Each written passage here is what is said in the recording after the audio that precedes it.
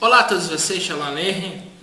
Eu sou Felipe Cunha e novamente estou aqui para trazer uma palavra de conhecimento, uma palavra que edifique a tua vida. Primeiramente, peço que você dê um like nesse vídeo, peço que você divulgue a palavra do Criador. Comente, faça perguntas, discorde. Nós estamos aqui para aprender e para ensinar. Queridos, a palavra que eu quero trazer para vocês hoje, tá? Uma palavra que eu vou mandar para o grupo do WhatsApp, tá? O grupo lá sai da Babilônia, o grupo Beit Tefillah HaMashiach. Tá? Um abraço aos irmãos Jonathan, Tatiana, Kelvin, Renato, Patrícia, Monjairo, todos, né, que estão nos grupos, né? Não lembro o nome de todos, mas que Hashem nos abençoe. A palavra que eu quero dizer, eu quero falar sobre o livro de Atos. Nesta noite eu estava pensando qual era a mensagem, as primeiras mensagens dos discípulos, tá? E me veio ao coração a seguinte frase: por que o foco da mensagem mudou? Veio ao meu coração que a mensagem primordial era uma, e a mensagem, com o passar dos tempos, a mensagem durante o tempo foi se alterando, né? Desfigurando. E eu queria falar sobre isso. Eu queria deixar para vocês o livro de Atos, capítulo 2, especialmente do versículo 14 ao 37, quando Pedro vai fazer o seu primeiro sermão profético. Primeiro eu quero falar historicamente, e eu quero aqui falar primeiro da festa que estava ocorrendo naqueles dias. A palavra grega Pentecostes, né, que está no português que veio do grego, ela está correspondendo à palavra Shavuot. Shavuot, ela é plural de Shavua. Então, Shavuot é semanas, tá? Festa das colheitas. É uma festa que na Torá diz que é memorial, perpétua. É uma festa de lembrança, é uma festa de agradecimento. Porque o povo judeu tinha sido escravos, conquistou uma terra que emana leite e mel e agora tem que prestar honras ao Deus Todo-Poderoso, o Deus Echad, indivisível. Queridos, quando estas festas ocorriam, Jerusalém ficava cheia, não só com 3.000 almas, pode colocar em mais de 1 milhão. Por quê? Porque todos os judeus de todas as regiões, da Grécia, de Roma, das regiões circunvizinhas, da Síria, todos os judeus que estavam espalhados, eles vinham a Jerusalém, que era o centro espiritual, que era o local religioso, era o local físico onde Deus se manifestava. Deus não se manifestava como se manifesta hoje. Em qualquer lugar, Deus se manifesta e em qualquer lugar você pode adorá-lo. Não, só existia um local, Jerusalém, Jerusalém, especialmente no Monte Moriá, no templo, no Beit HaMikdash. Então os judeus iam nessas festas, porque eram festas que era ordenado a todo judeu. E tinha um detalhe, não podia ir de mão vazia. Então era um local, na época tinha muito comércio, era de festa, então era 7 dias de folga, porque é feriado, tá? Não pode haver trabalho nesses dias, então 7 dias só cultuando. E é nesses dias que Deus vai se manifestar com batismo, com Ruach HaKodesh, com o Espírito Santo. E ali muitos hoje, pentecostais, interpretam que eram línguas angelicais, mas não é. É línguas de nações, são idiomas. E ali eles falam em outras línguas, eles eram judeus, falavam aramaico e hebraico, então ali eles estão falando em grego, eles vão estar falando em latim, tá? Dialetos parecidos, mas eles estão falando idiomas. Então, historicamente, eu estou explicando o que existia em Jerusalém. Existia em Jerusalém os romanos, que estavam dominando, tá, a Judéia. Quando Pedro, tá, vai pregar, ele começa a pregar, e é a terceira hora do dia. A contagem é diferente. Terceira hora do dia, 9 da manhã, tá? Porque era contado as horas diferentes, como é hoje. Então, a terceira hora do dia, tá? 9 da manhã, é a hora da oração, tá? Então, queridos, Pedro, ele começa a pregar e começa primeiro a narrar que o que está acontecendo com eles é a confirmação dos profetas. E aí ele vai falar do Messias. Antes de falar do Messias, ele fala de Davi. Quando fala de Davi, está falando de alguém muito importante na Judéia. Está falando de um rei de nome, de responsa, como se fala, né? Um rei que tinha uma memória em Israel. Falar de Davi é falar de um grande rei, o maior salmista da Bíblia. Então, falar de Davi, tá? Falar do rei Davi, tá? Melech Davi, é algo muito importante para os judeus. Ele é muito respeitado. Ele diz, tá, Pedro, que foi feita uma promessa a Davi por Deus. Davi nunca deixará de um descendente teu reinar sobre a tua casa. Qual é a casa? Judéia. Então, queridos, a Judéia, ela é reinada pelos Herodes. Olha a briga aí. Porque eles estão por Roma colocados ali. Só que os Herodes, eles não têm direito legal. Eles não são os descendentes de Davi, tá?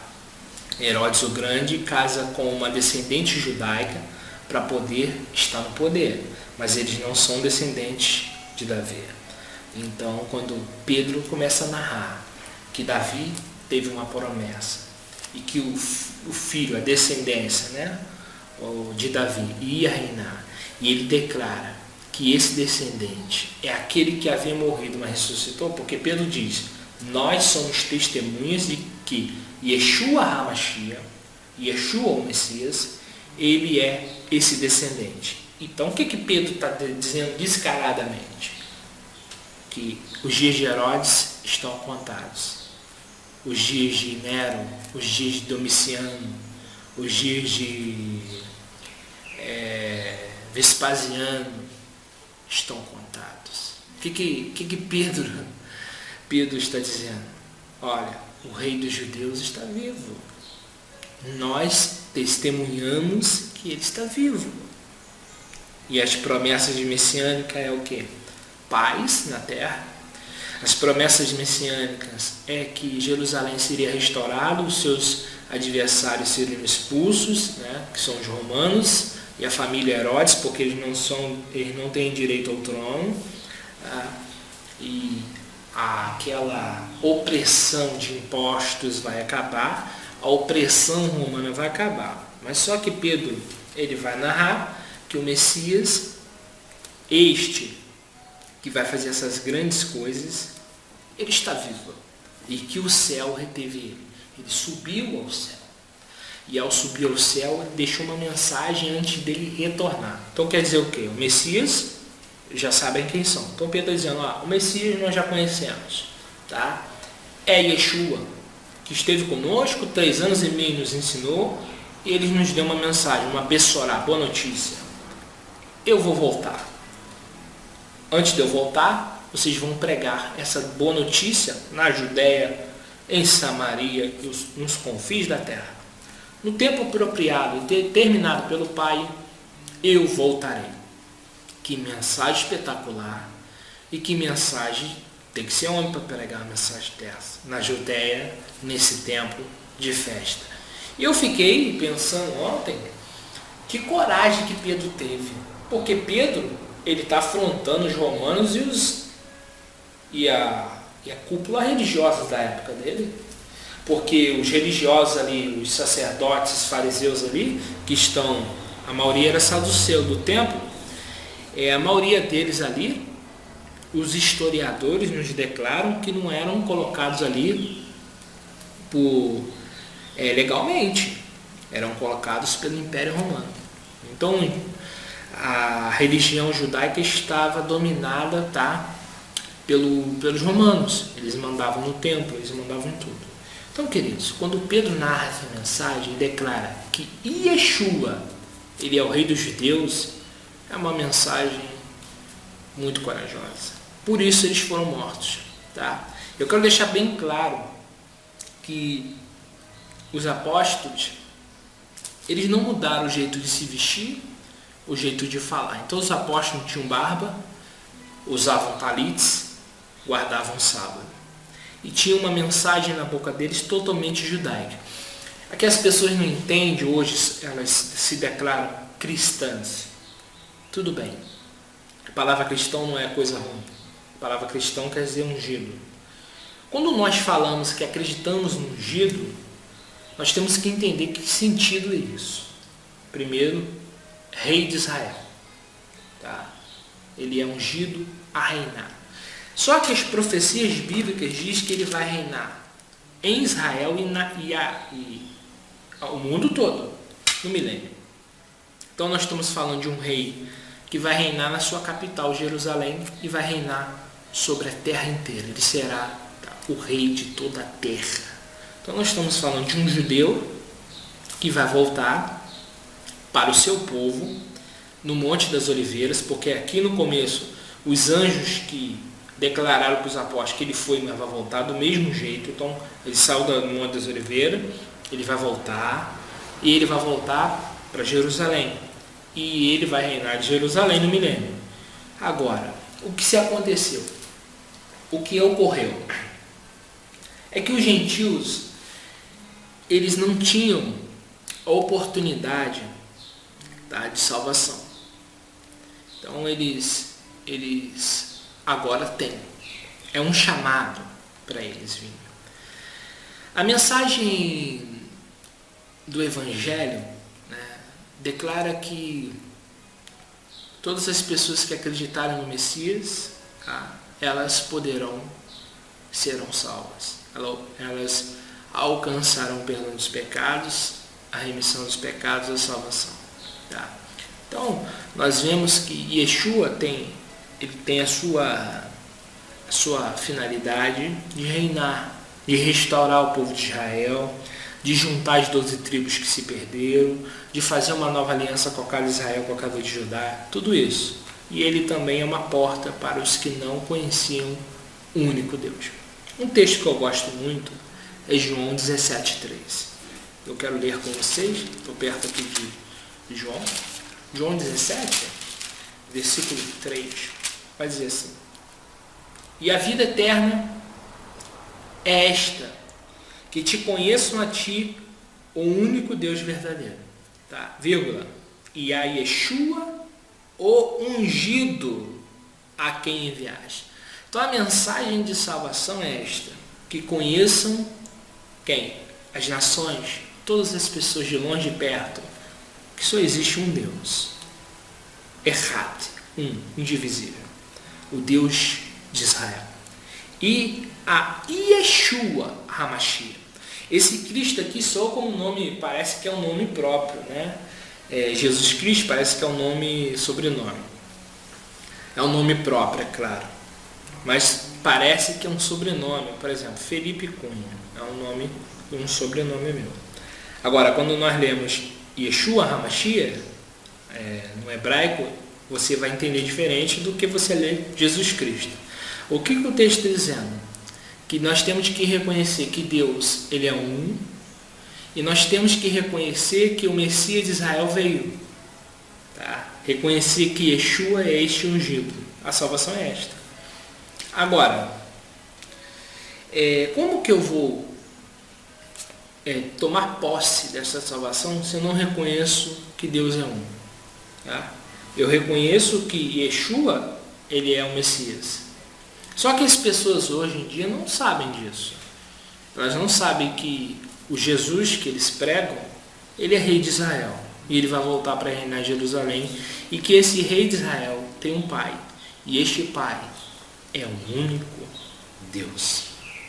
Então, queridos, a mensagem que eu queria deixar para vocês é essa. Por que os apóstolos foram tão perseguidos? Por que Nero matou tantos cristãos? Domiciano, tá? Por que tantos apóstolos, tantos discípulos foram mortos?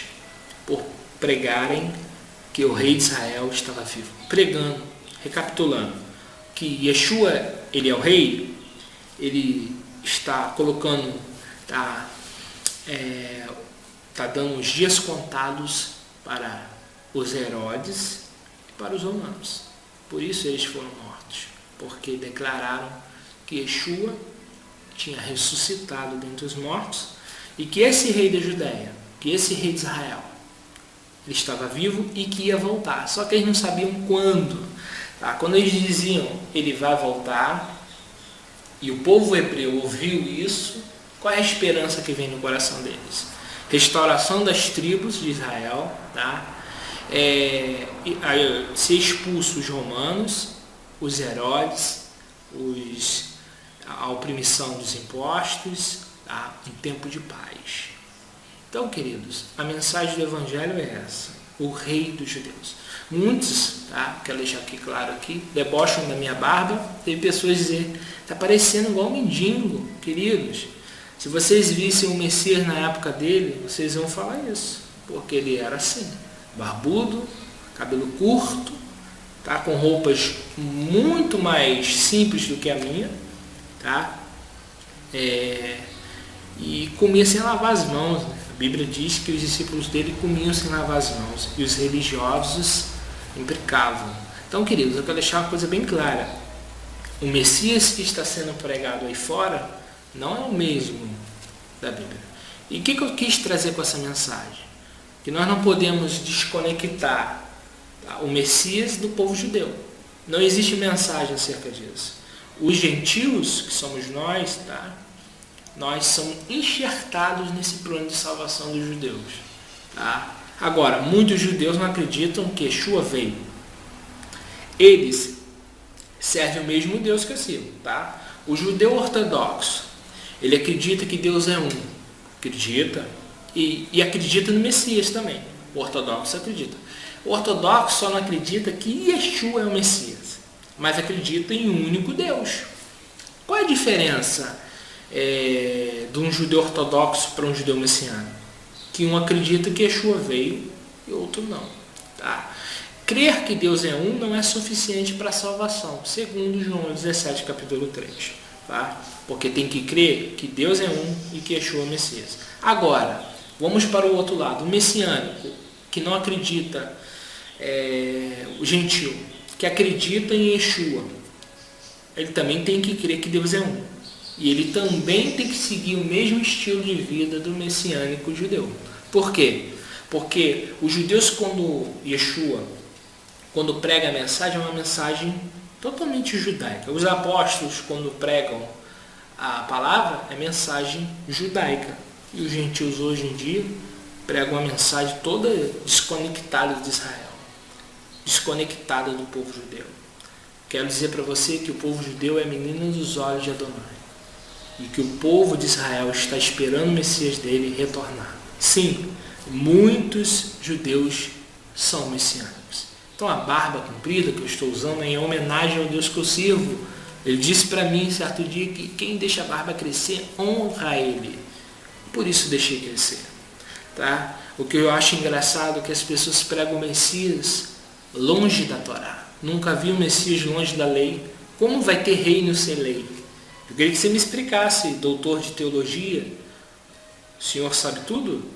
Como que tem um reino sem lei? Como que o Messias vai reinar em Jerusalém sem leis? Como? Existem leis para os anjos? Não vai existir leis para nós? Ou você acha que os anjos podem pecar? Se eles não podem pecar, porque tem lei. Então, queridos, o mundo tem lei. Tem as leis físicas, tá? As leis naturais. Não vai ter lei para o homem? Então, a falta de conhecimento, são pessoas nécias, pessoas que falam que o Messias e lei não combinam. Porque lei e Yeshua, Messias, tem tudo a ver. Um forte abraço para você. Qualquer coisa, só mandar um comentário, dê um like, compartilha. Um forte abraço aos amigos do grupo: Jonathan, Kelvin, Tatiana, Patrícia, Renato, Hilton, tá? Os irmãos, em nome de Yeshua. Forte abraço a vocês e que Hashem os abençoe. Divulgue, pregue, seja um messiânico, mas não se aparte dos judeus. Um forte abraço.